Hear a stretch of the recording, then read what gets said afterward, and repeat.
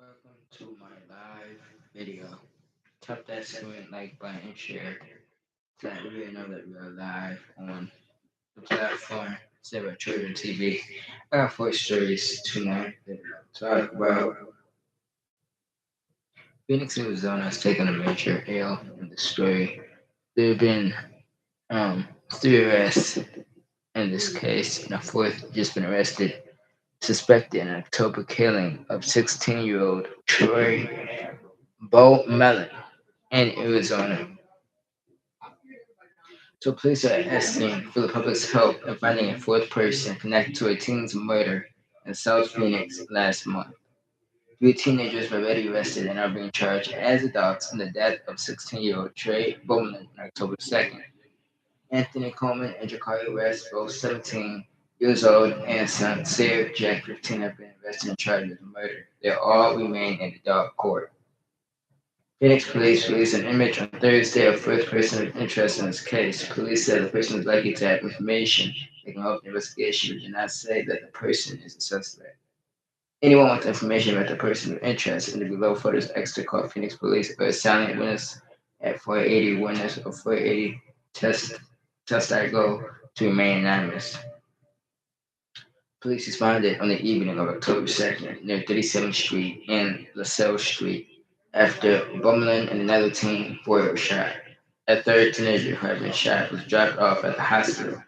BOMELYN later died from his injuries. Court documents obtained by Arizona's family found that one of the teens who was injured told investigators he was playing in a high school game called Assassins with water guns while he was doing that. Three people walked up to him, and one of them, wearing a black bandana, put out an RP rifle and asked him to get out of the car to take his stuff, and the gunman, believed to be Coleman, drove off and fired a shot, hitting that boy. This remains an active police investigation.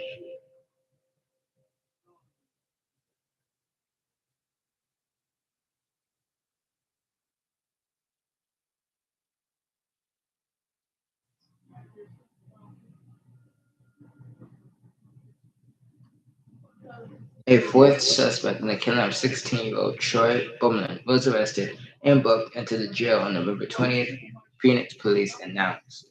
Charles Stokes Jr., 20, was arrested for one count of first-degree murder and armed robbery, according to the Maricopa County Sheriff's Office. Three other teenagers were arrested and charged with murder in connection with Bowman's death, according to Phoenix police.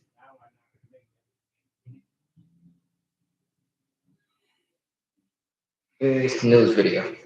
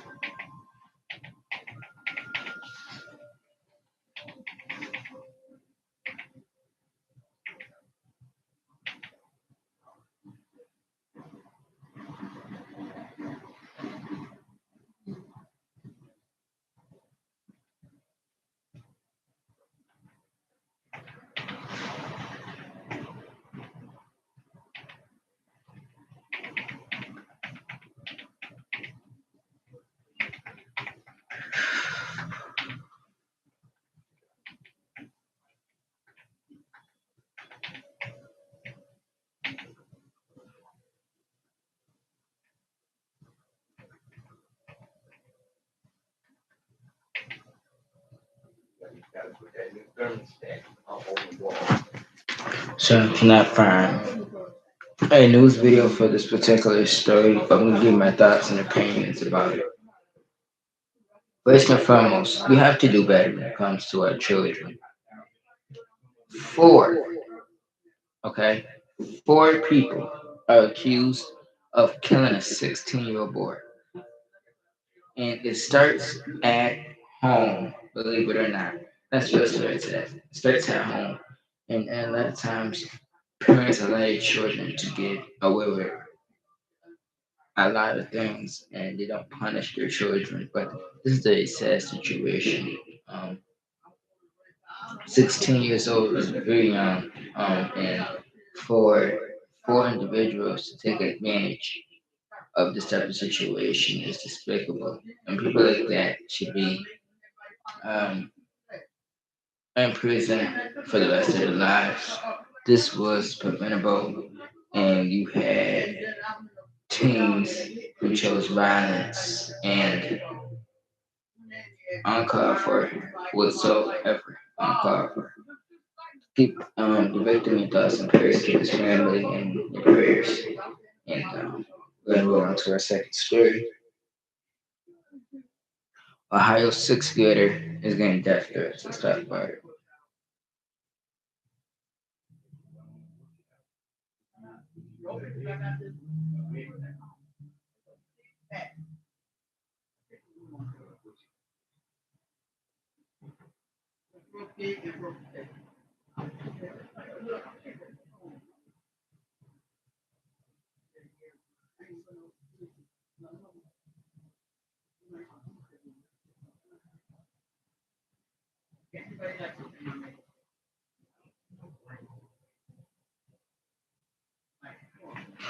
I'm on WKRC, Butler County, Ohio, second and air for this story. The family speaks out after chilling death threats made against a tri-state sixth grader. So the family of a sixth grader at Medicine local schools is speaking out, saying that other students threatened to kill him. The victim's aunt, Granny Searle, said it started as a breakup drama between 12-year-old, but that interactions between her nephew and the girl's friend group took a nasty turn.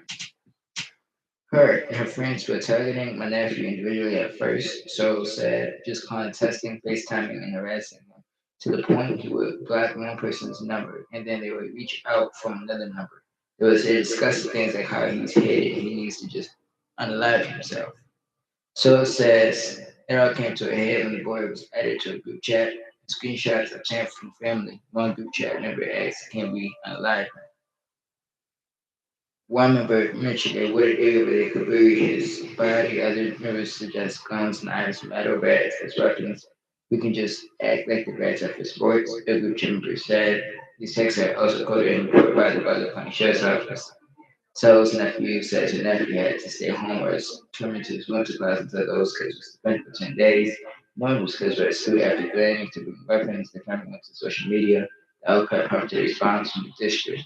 Quote, we all read social media posts regarding a potential threat towards medicine today. The district is actively addressing the situation and has taken appropriate steps to ensure the safety of our students and employees. We appreciate your cooperation and support as we prioritize the well-being of our school community.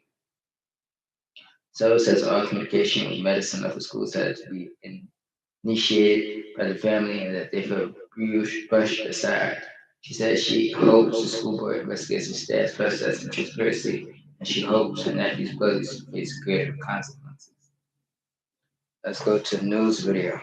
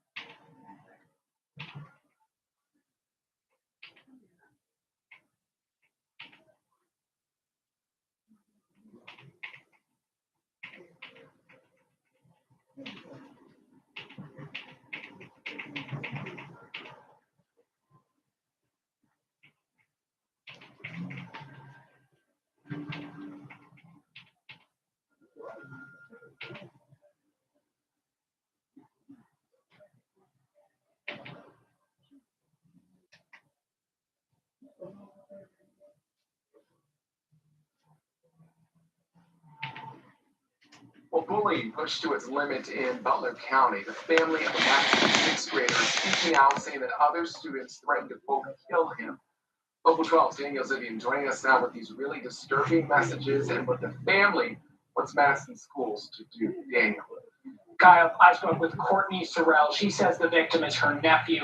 Sorrell says it all started as drama between 12-year-olds. Boy meets girl, boy and girl break up. But interactions with the girl and her friends took a nasty turn. Her and her friends were targeting my nephew individually at first, just calling, texting, FaceTiming, harassing him to the point he would block one person's number and then they would reach out from another number and they would say disgusting things like how he's hated and he needs to just go kill himself. Sorrell says it came to a head when the boy was added to a group chat. One member asked, "Can we kill him?" From there, these texts show the makings of a plot. They're also quoted in a report by the Butler County Sheriff's Office. Sorrell lists them. I have a water tower in the back of my house. I have a wooded area, we could bury his body there. They dropped his address and we could go to his house and ambush him. I have a gun, I have knives, I have metal bats. We could take them to the school. If anybody asks about the metal bats, just tell them that we use it for sport. Sorrell says her nephew had to stay home while his tormentors went to class until those kids were suspended for 10 days. Knowing these kids were at school after threatening to bring weapons, the family went to social media. The outcry prompted a response from the district saying in part, quote, "We are aware of social media posts regarding a potential threat toward Madison today. The district is actively addressing the situation and has taken appropriate steps to ensure the safety of our students and employees." Why don't you call the cops? Why don't you go to the school? And it's like, well, we tried that at the beginning. We didn't want to come to social media. We didn't want this to blow up. But we want the kids to be accountable, that they know that you guys can't make these threats. You guys can't bully someone or say these things and not be held accountable. Sorrell says all communication with Madison schools had to be initiated by the family and they feel brushed off. She says she hopes the school board investigates the staff's process and transparency, and she hopes her nephew's bullies face greater consequences. Kyle? Right, Daniel, thank you so much. And the Madison local schools haven't confirmed anything beyond.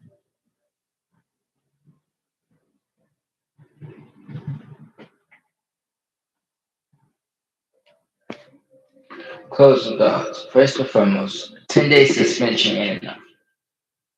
Especially when we're talking about a plot to kill or a breakup at school. Um, in my opinion, those children should be expelled and fortunately face adult charges. I mean, this was a plot to unalive someone over a breakup at school. And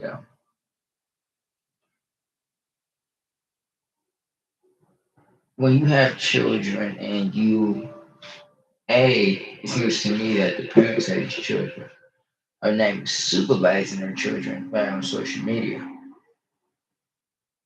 And the fact that these children have a group chat and allowed to speak to it is both so outrageous. But the parents of these children um, should be held accountable for their children's actions, whether that's jail time, lawsuit, but they need to be held fully accountable for their children's actions because this could have went a very, very tragic way. Things like this ends in different ways, and fortunately, you know, this was caught when it was caught and dealt with. But again, The school system would have had to know that this was going on behind closed doors and allowed all the way to social media and disturbing so many adults feel these children because how you not know that they was planning this prior to going home and posting to the internet. So bunch of red flags in the story. I hope the family get justice for the son and um, those kids are hopefully accountable. So as parents of those children, and let's move on to the next story.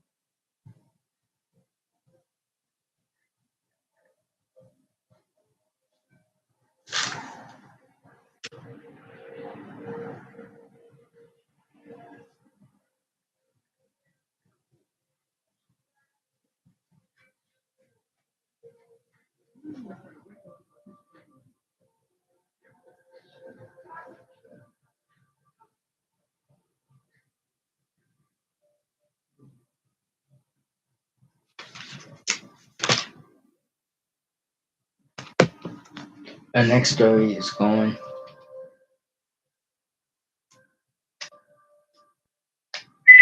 Our next story is going out of Detroit. It's coming out of Detroit. Detroit taking one WLWT5. A 6-year-old was found wandering alone in the cold, walking to school. A viral video shows a Michigan man on Facebook Live as he walked a 6-year-old girl to school in freezing weather. Joshua, the rat, who video quickly drew thousands of views, said he followed the girl for several blocks to make sure she arrived to the school safely.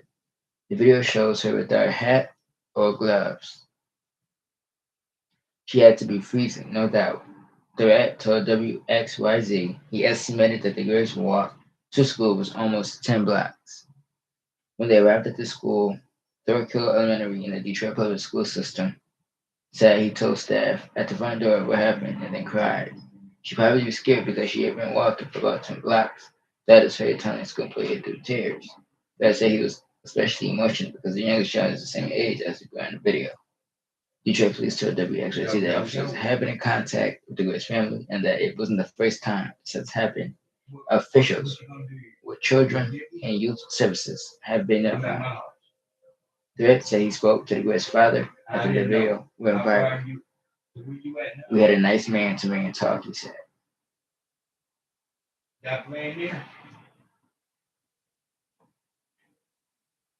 Here's a news video.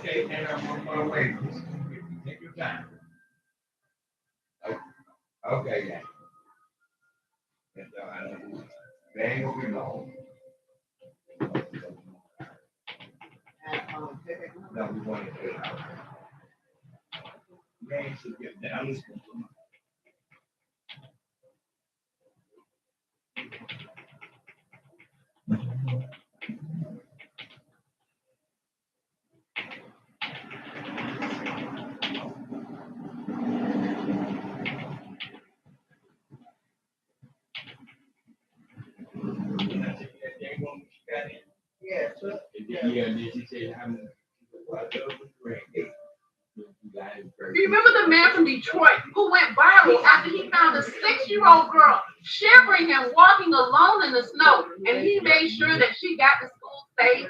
32-year-old Joshua Threat is back in the news again after a woman is claiming that he's not the good Samaritan that he's pretending to be. Stop saying he's a superhero and all this stuff because it is crazy. He's not, because he's not a good person at all. This is Brianna Spivey, and she went on Facebook Live to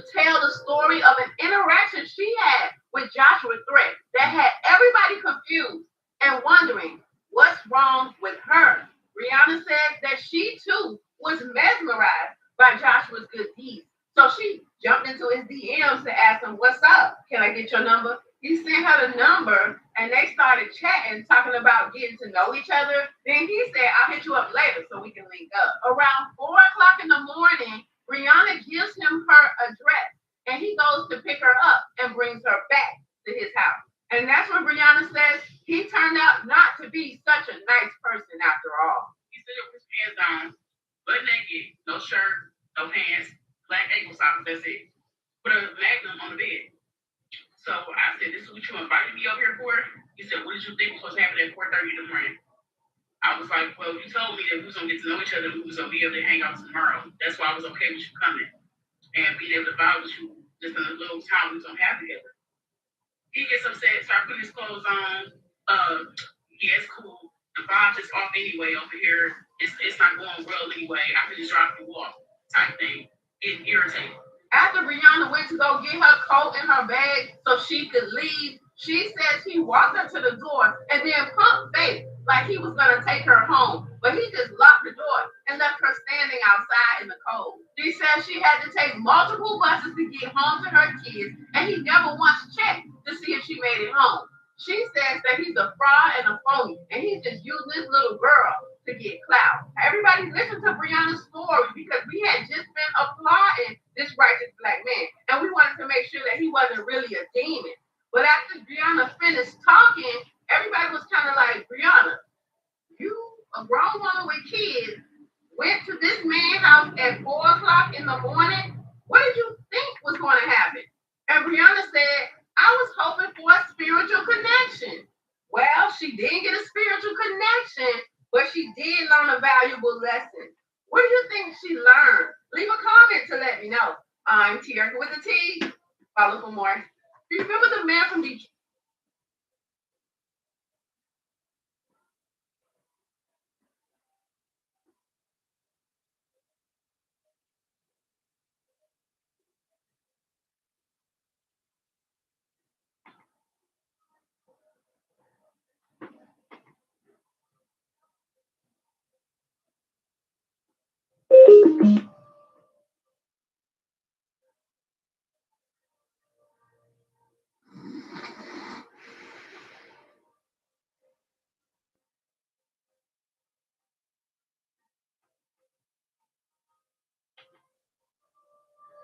Hey y'all, what's up? This is Outsider.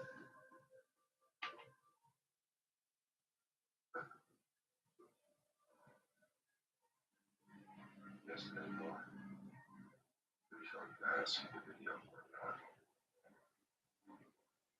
Yeah, yesterday morning I seen the verb on the lunch of the freezing cold. Like, it's a distraught situation for me, you know? Like, I couldn't find an extra news video, but what I find kind of crazy. Ever since he did this good deed, there's people coming out with stupid scenarios that he's this type of person. Um, and he ain't this hero he is. They're trying to make him out to be. Um, First of all, what woman goes to a man's house at 4 a.m. Now that you have kids of your own? For what reason? Even if a man gave you his number, you never go to somebody's house 4 o'clock in the morning for any circumstances, especially if we just met recently. Now, back on the topic of him finding the 6-year-old.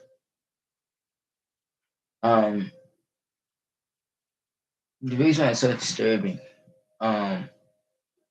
this case was so disturbing, is because there are people out there that neglect their children, don't supervise their children, allow their children to walk alone. And this isn't the first time, allegedly, that the child been walking alone to school without supervision, appropriate attire. After the Nazari Harris case, I don't understand why anybody would be comfortable letting any of their children walk alone belongs to school in the Detroit area. Um, we got to do better, and CPS um, is the main source to why these children are being failed because they don't majority of the time take these cases seriously, and children suffers behind it. And I just think it's despicable that people are now trying to bash them, make claims that at the end of the day, that's rape a good deed that he did instead of trying to bring up negative, what I'm saying, upon somebody, you know. Um, and again, um, just my opinion, the mother of this child, she definitely lose custody because it's not the first time this child being roaming around the streets alone. Um, it's school times, they're in scary places, and it's dangerous. It's dangerous. So I'm glad that this child was found and the right person took her to school because a lot of times children are kidnapped right off the streets, and majority of the time there's a tragic outcome afterwards because a lot of times predators will attack their prey, and that's how they get close to the victims. So we should all be grateful that this child made it safely to school by the hands of an angel, whether you believe he's a type person or not. You shouldn't judge somebody because you personally had a, that could be better word, one night stand with a person. Um, I mean, we gotta do better, people. We gotta do better. We got one more story to talk about, and then I'm gonna let you guys go for the day.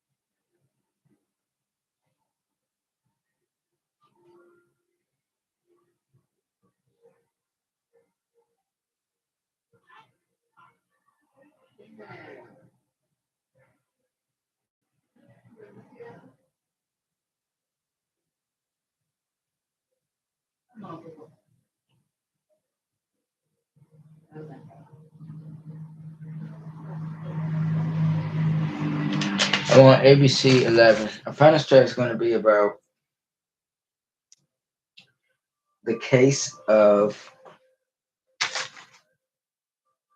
Jaleeyah Tune. She was 13 years old. This story came out of North Carolina by the way of Gold, Goldsboro, North Carolina. She was gunned down by three individuals who have now been arrested. She took her final breath in her sister's arms. Now, here's the article. The mother of 13-year-old Jaleeyah Tune is preparing to lay her to rest just days before Christmas. Whitney Brown Tune then expects to spend this week planning her daughter's funeral. Overwhelmed with grief, she shared with ABC 11 that there are gifts under her Christmas tree that her daughter would never get to open. She was my miracle baby. She was born premature. She came home in 2012, right before Christmas, and now she's leaving right before Christmas. Her mom said she was a helper who was friendly, smart, and bubbly. Just had this personality that they weren't going to get back. I heard her in her last moments. Goldsboro police arrested three teenage boys in connection with Tune's death. Investigators said she was killed just after 4:30 Sunday afternoon in the 200 block of Alpha Court. I heard her in her last moments, said Jaleeyah Tune, who was the victim's sister. Jaleeyah Tune, her sister, as she took her final breath. She said the prayer walk to get something to eat. On her way home, she told everyone she looked at a group of boys she didn't know jumped out of the bushes and started shooting. She frantically turned around, looking for her sister, and that's when she saw Jaleeyah had been shot. She looked so scared. I was scared myself. I hated to see her like that. There was blood all over my hands. I didn't want to wipe it off. I still felt her presence. I felt her still with me, said Tune. Loved ones effectively called Julia Lily. She was a seventh grader who had a big personality. She didn't deserve this at all. People are very cruel. Now I have to live on without my sister, she said. Police said this remains an active investigation. One of the three teens made a first appearance on Monday. The others are scheduled to follow this week. Let's go to the news video.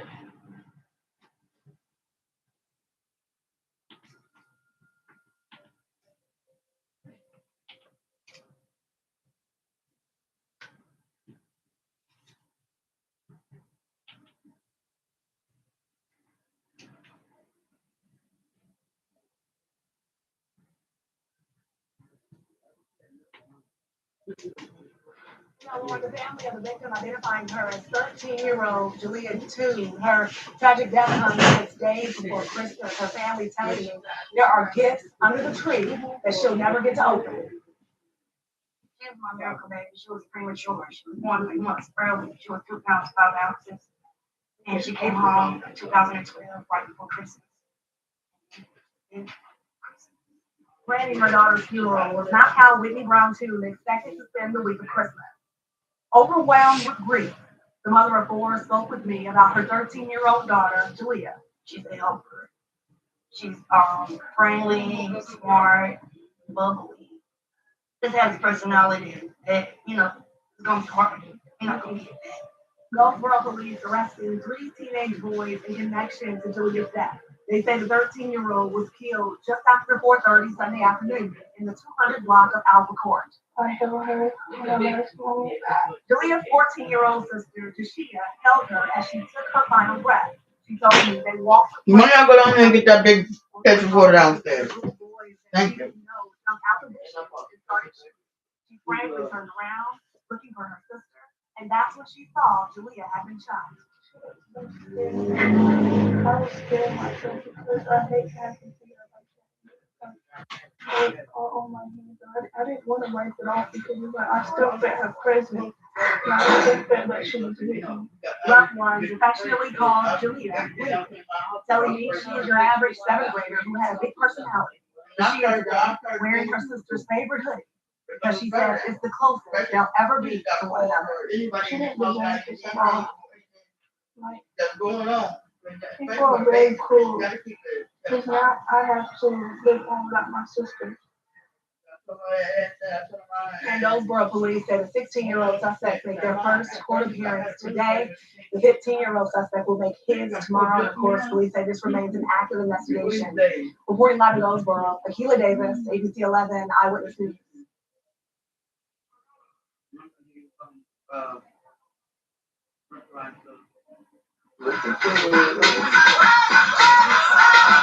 Hey, that's huge.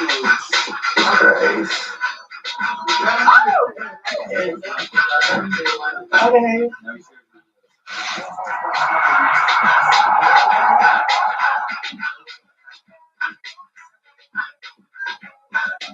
What's up, y'all? It's Stein, the baddest beautician on staff bitch y'all ever see on the internet, and that's on what? It's on period. Exactly, period. You guys, I am literally on 10 right now, like, ooh. Oh my god, I am literally on 10 right now, you guys. Like, I am so irritated. Right now, I'm in Gastonia, which quite literally is like the other side of town for me. And this is my second time coming here today because why, when I was on my way here the first time, to film this video, I get a call from my brother and he's like, where are you? I'm like, I'm out, minding my business. Like, what you asking where I'm at for? He says, the police are here. I'm like, Hold on, here does this go? Hello. Anyways, y'all. Yeah, I got a call from my brother, and he's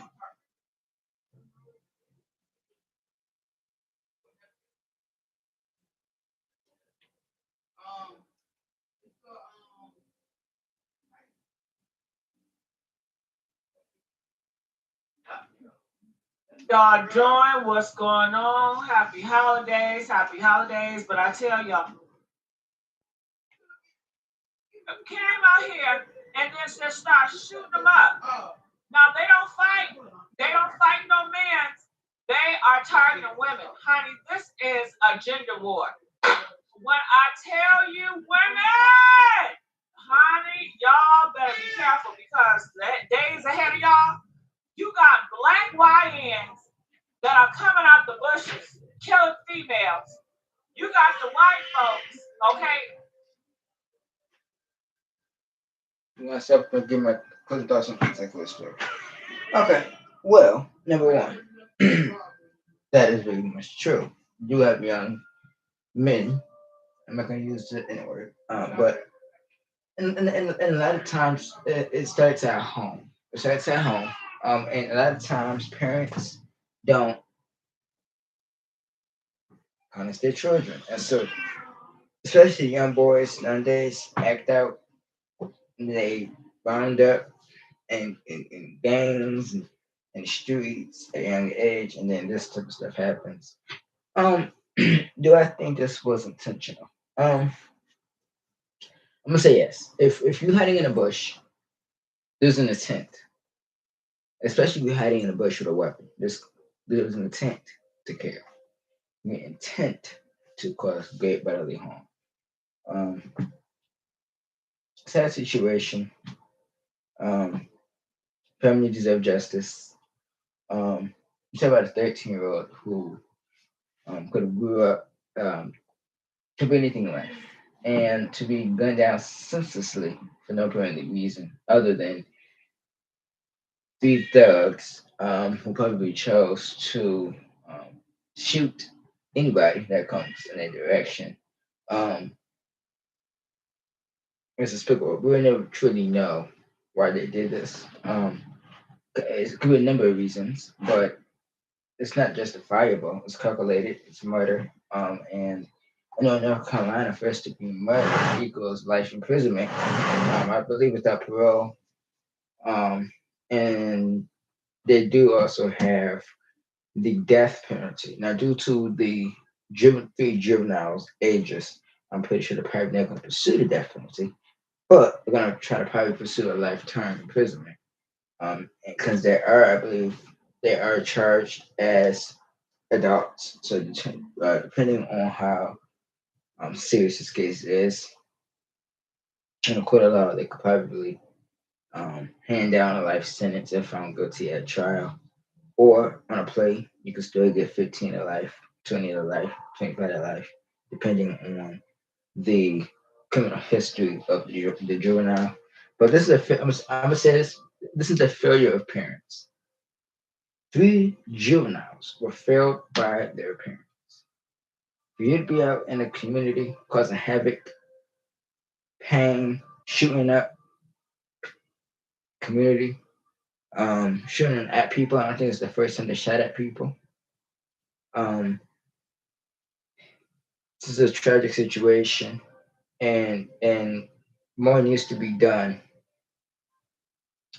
because we're seeing young children being victimized at a young age when it comes to gun violence, and enough is enough.